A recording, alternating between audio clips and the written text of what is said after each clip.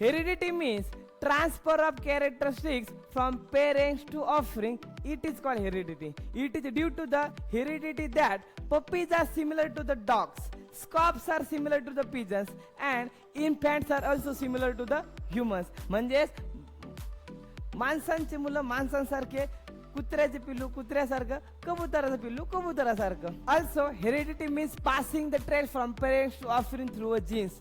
So what are the genes and where they found? चला तर मग पाहूया आपल्या ह्युमन बॉडी मध्ये जीन्स सापडतो कुठं. पहा आपली ह्युमन बॉडी, ह्या ह्युमन बॉडी मध्ये वेगवेगळ्या सिस्टीम्स असतात. एक्झाम्पल म्हणलं तर digestive system, respiratory system, blood circulatory system. Okay, ह्या वेगवेगळ्या सिस्टीम मध्ये वेगवेगळे ऑर्गन्स असतात. फॉर एक्झाम्पल आपल्या शरीरात हृदय काय काम करतं? रक्तभिसरण करण्याचं काम करतं. हा अवयव झाला, हा ऑर्गन झाला. हा ऑर्गन कशाने तयार होतो? तर टिश्यूने. असे सगळे ऑर्गन्स आपल्या शरीरात टिश्यूने तयार होतात. टिश्यू म्हणजे मराठीत उती म्हणतात. या टिश्यूला कोण तयार करतं? तर सेल तयार करतात. म्हणजे होल बॉडी आपली कशाने तयार झाली? सेल.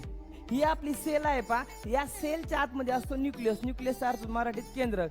या केंद्रकाच्या आतमध्ये असतात क्रोमोझोम्स. काय असतात? क्रोमोझोम्स. या प्रत्येक क्रोमोझोम मध्ये मराठी त्याला गुणसूत्र म्हणतात. या एक्स वेगवेगळ्या आकाराचे क्रोमोझोम असतात. आपल्या ह्युमन बॉडीमध्ये 23 जोड्या असतात क्रोमोझोमच्या. या 23 जोड्यांपैकी एक क्रोमोझोम घेतला, त्याला आपण स्ट्रेच केलं तर अशा प्रकारचा आपल्याला डीएनए दिसतो. डीएनएचा फुल फॉर्म होतो डीऑक्सीरायबोन्यूक्लिक ऍसिड.